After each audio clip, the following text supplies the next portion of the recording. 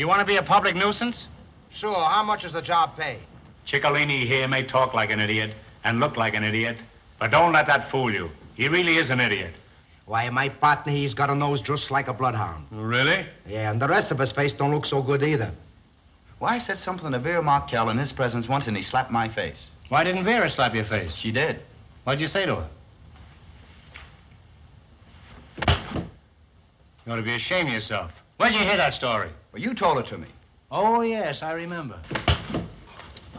Touche. You refuse to shake hands with me, eh? Oh! Caesar, this is the last straw. There's no turning back now. This means war. Fredonia, oh, don't you cry for me. As I'm coming around the mountain with a banjo on my knee. Oh, Fredonia, oh, don't you cry for me. As I'm coming around the mountain with a... All right. Hey, everybody. Welcome back to Smirking Reviews Classics. This is Rob here, and today we're recording what I believe is episode 5 of Smirking Reviews Classics Rob's Never Seen episodes.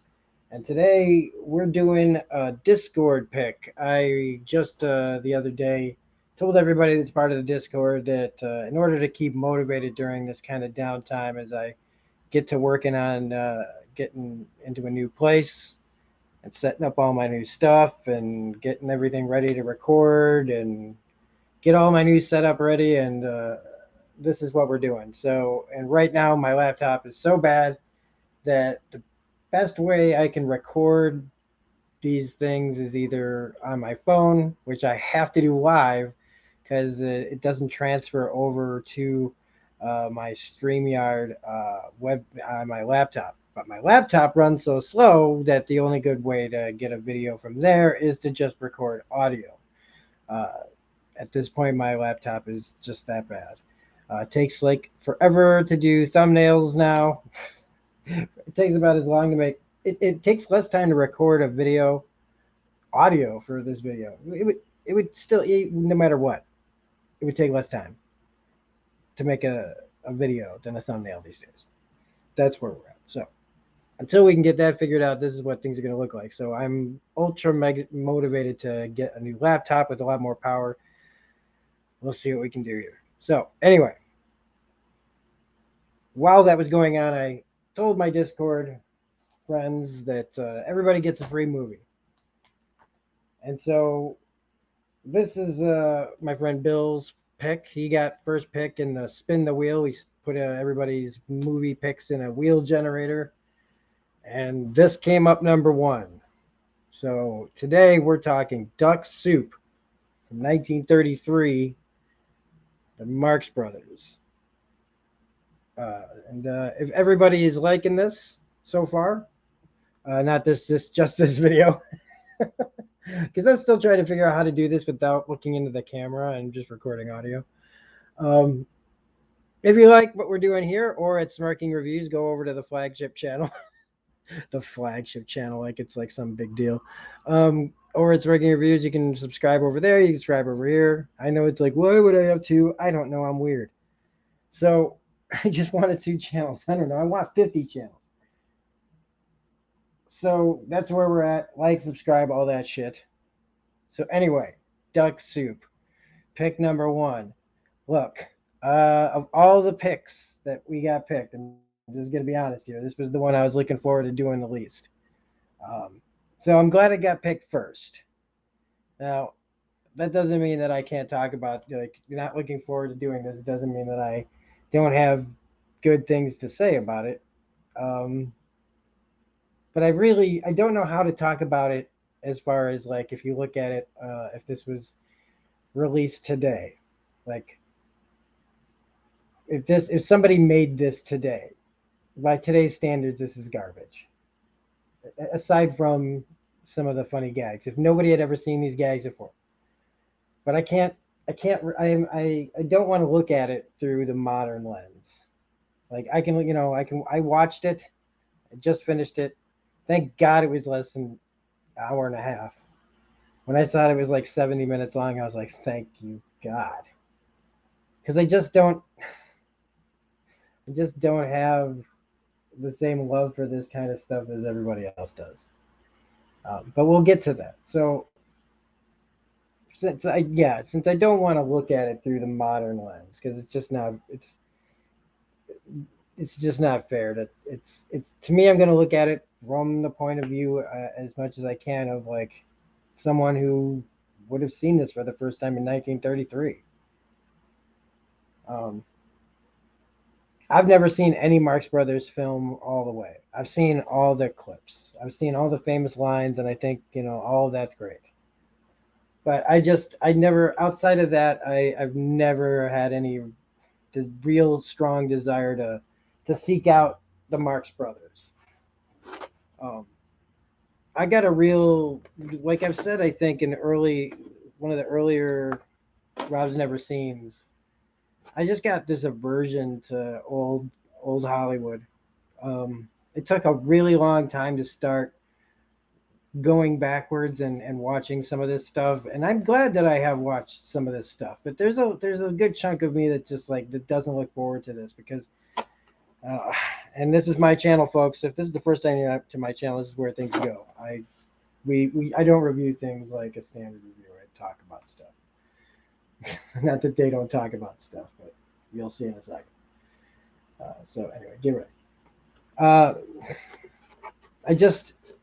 We all know that all of Hollywood is bullshit, right? It's all there's so much hypocrisy, there's so much just awfulness in the business, but in all business or anything corporate, anything where money is involved, and there's a dollar and a cent and someone to screw over to get to it. That's just how it is in this world, and it sucks that that's the reality. But when I look, and so I'm not, like when I talk about this, I'm acknowledging that it's still going on.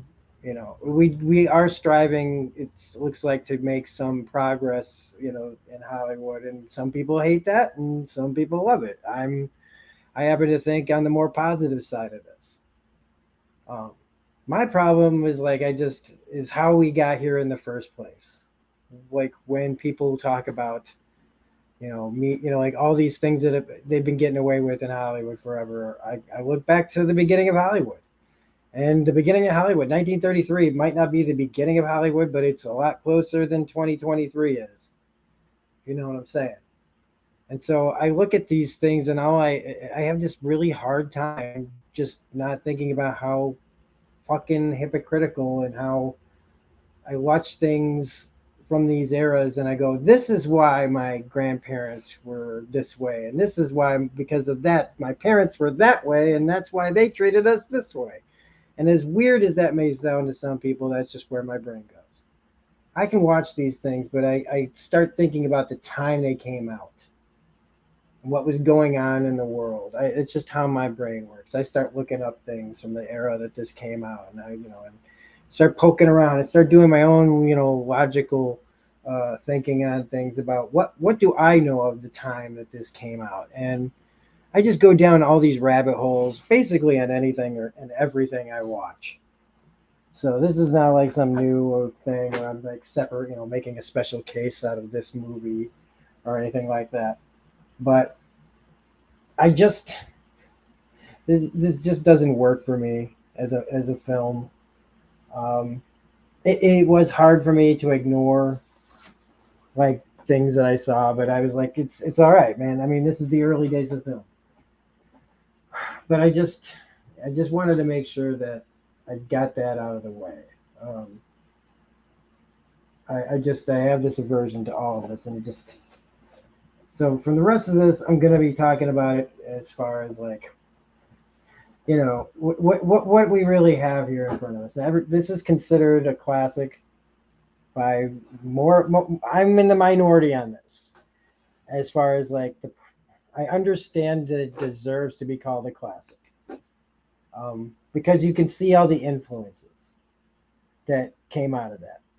If there's something that I really love about this movie, is that I get to see where all the influences, all the gags that they do in these movies that don't work for me now,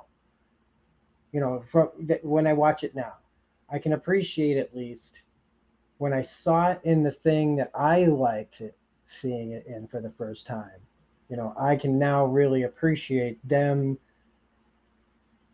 knowing how to use a gag from someone else like the Marx Brothers and making it work and stuff. So like when I first saw the whole mirroring thing where the guys, one guy is Rufus T. Firefly and the other one is not, and they mimic each other as perfectly as they could for 1933. I was looking at it and I'm like, look, that would be a really hard scene to pull off, no matter how it, whatever. Maybe some people could have done it better. I don't know, but I remember seeing it in I think in a cartoon, and when I saw that in a cartoon, I thought, oh my god, that's hilarious. This is hilarious, and with the cartoon, they can match it perfectly. Just about, as perfect as close as you could get. So but I never knew the influences on these things. I didn't know where it came from. I thought that the cartoon came up for it, and if I ever saw it again, I would attribute that to that cartoon. So it took years for me to to like recognize some of where the influences of things that I liked came from these guys. Tons of jokes that people use that I never knew. But also there's a style and a tone to how they do their comedy. And as much as I don't respond to it in this film, I still know what they're doing. I still see it. I still see where the jokes are. To me, they're just not landing for me. And it's probably because I've seen these jokes 1,000 times before. So then, that being said, again, you have to do the tip of the hat to the people who created it. So from that perspective, I go, yes, this is great. This is where all these people got this idea. A lot of times I just still though don't, when I have a hard time like putting it into words, the feeling of why do we keep calling these things like the best of all time? Like why aren't these lists updated, I guess? And in the end, they're just fucking lists, and they're just somebody putting things around, and it doesn't really matter. Everybody's list is the most important list.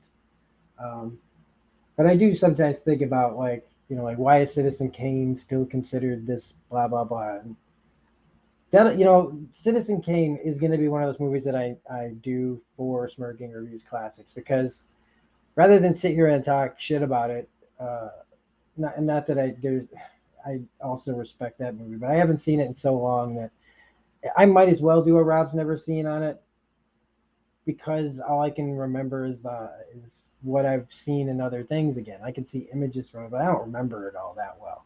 I just remember it being really fucking boring.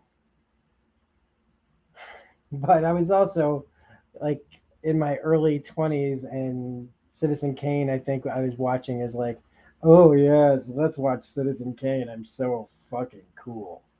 Just like when I was smoking Chesterfields, because Humphrey Bogart smoked them, and I'd never seen a Humphrey Bogart movie in my life, but I knew that odd fact from like some of his movies or some shit, like some trivia that was saved up in my head. Didn't make it any more cool. I wasn't cool, so it just okay. Got to swing this train back onto the rails. So I do appreciate all of this stuff. And that's the lens that I choose to look at it. Because, like, if I was the same kind of person that I am, like if I was living back then, but without having all this technological knowledge, but basically still me, that big imagination and everything, I would think this is the shit. I would have been trying harder than hell to do what these guys are doing. I'd be out there going, yeah, me too. Yeah, let's work on this, and who knows, like I absolutely can see why people would be like so enamored over this moving pictures, and that's we talk about how great a time it is for us to live, and it is, like as far as like advancements are, seeing all these new technological advances, yeah, it's amazing. But I mean, these people were at the dawn of like all of the advances of flight, of driving, of motion pictures, of telephones, of radio. Like they saw the original designs. And so when you get these movies that come, that came out like this, and it's a talkie in 1933, and it's allowed to be a lot more risque by those days' standards because of I believe it's the rating system, right? It hadn't been set up or something, like the comics code kind of thing. That's what I equate it to, like that kind of thing. Because there were some heavy long necklines. There was some va va va boom for those days going on in this movie, and some of the stuff was a little like, wow, I was kind of surprised. 1933, like, again, one of the problems I have is like they all act like we weren't doing this. Nobody was doing this. Nobody fucked out of wedlock. Nobody had abortions. Nobody was gay. Nobody was this, that, and the fucking other. And it's like you watch this and you see some of the humor and you listen to some of the things and you get the subtext and you go, oh, you fucking liars. That's what I do. I get in my head. It's like, you fucking liars. You keep, sorry.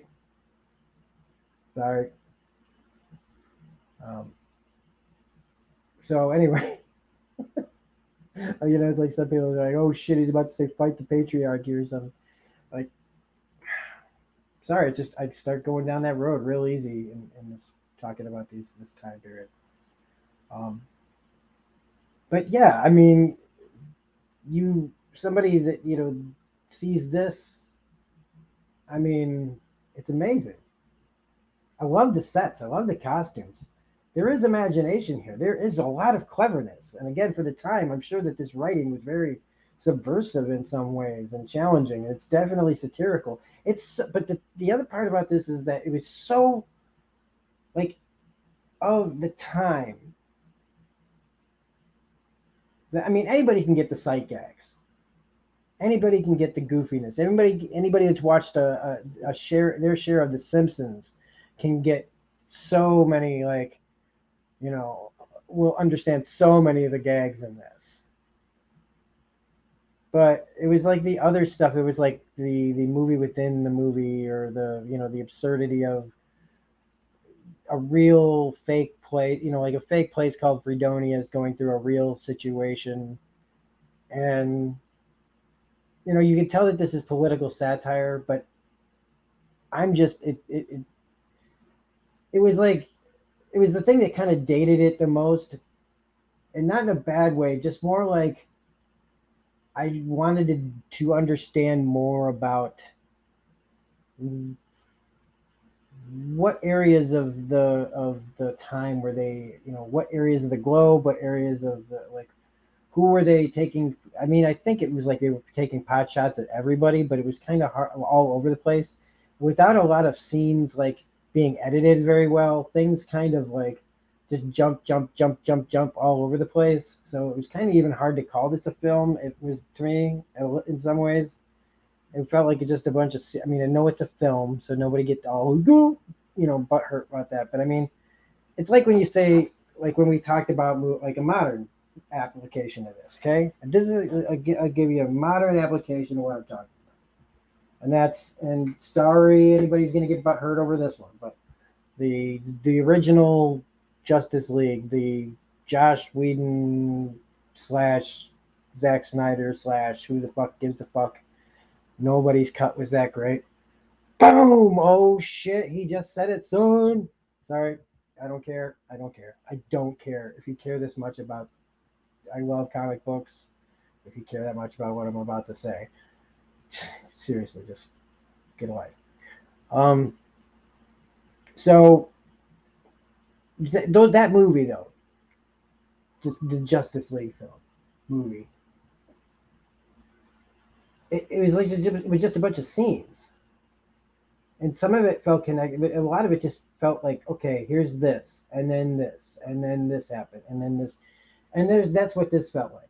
If you want to have like a 1933 to 2023, it's like 90 years ago. This movie was fucking 90 years ago. Holy shit. I just did the math on that. And again, that's another reason why it's just like, I don't like to use the words, well, we forgive these movies or whatever. I mean, they did the best they could with what they had, right? I mean, I'm sure, like in my own head, right? In my own head, when I want to draw something or whatever, I can see it perfectly as day, but then I put my pen to paper and it looks nothing like that. Because as much as I can picture it in my mind, I have not trained my eyes and my hands to work in unison on this thing, because you have to learn about perspectives and all this other stuff to make it look like you want it to. So I'm sure that these people set out and they've got these big dreams, and in their heads they see something real, but they don't have the application and the means to do it at the time, and so they just do the best kind of interpretation of that. And by those means, these kind of films, they really do succeed. I'm sure, because I thought that the sets and the costumes and all that were really, pretty good considering what they were trying to pull off. Like the music. I did not like the songs, but that's a personal choice, because everybody that knows me knows I don't like people singing to me.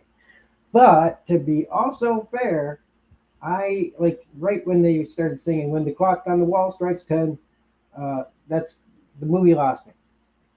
I was actually on board pretty early, and then they started singing. And then they get to why they were singing, why that scene was funny. Right? They made this whole big production, and all I kept thinking was, oh my God, they're doing right from get-go, there's a big production. And I shouldn't have been surprised by this, but I was. I that is on me for being surprised that there was a musical in the era of musicals. So I shouldn't have been that like in a twist over it, but it did throw me off. But then they get to the gag, which is they make this big presentation and then the guy's not there. And then they do it again.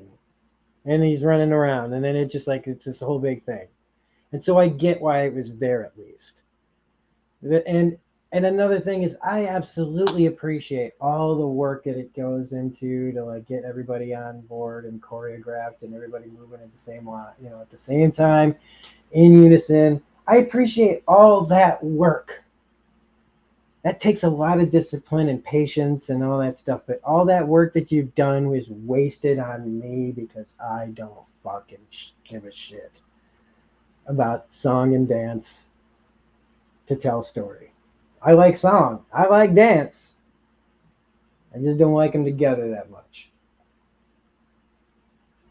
So, but again, that's my own personal. And like I said, I appreciate it.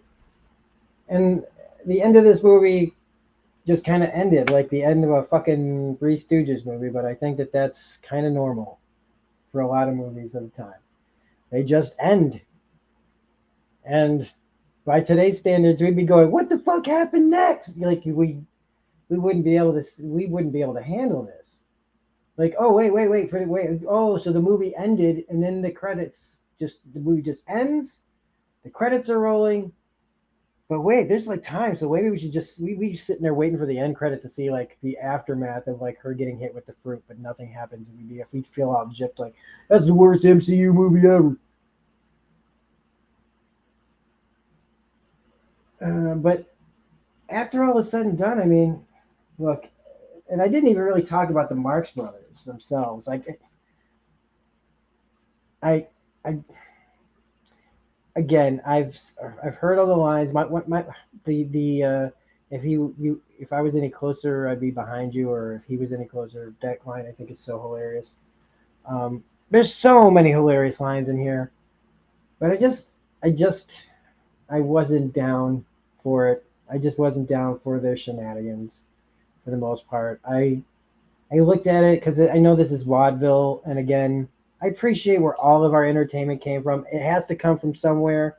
People joking around the fire, drawing on cave walls, writing plays, writing books, all the different ways that we've grown to, entertain and distract each other from the horribleness of reality, and whatever, form of that takes that you like to console yourself of the absolute absurdity of life in the universe. You like what you like. But I just like, what is it that I like that Tommy Lee Jones said, I can't sanction this buffoonery.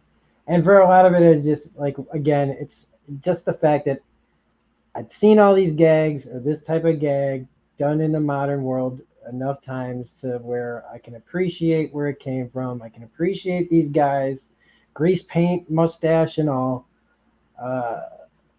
But if I hadn't had somebody pick this, I would have never watched it, and I would have been fine with it. And I won't watch the other ones because I get it. I now that, you know, somebody will say, well, one movie is not enough to get it. I get it. It's fine. Did one. I got through it. And I think that we at least kind of talked about it in a way that I usually talk about things. And I hope that this puts to bed any, just no more Marx Brothers, everybody. I'd almost rather no, I don't want to go down that road. But we did it. Duck soup. You know, I'm glad I watched it. So now I never have to see it again.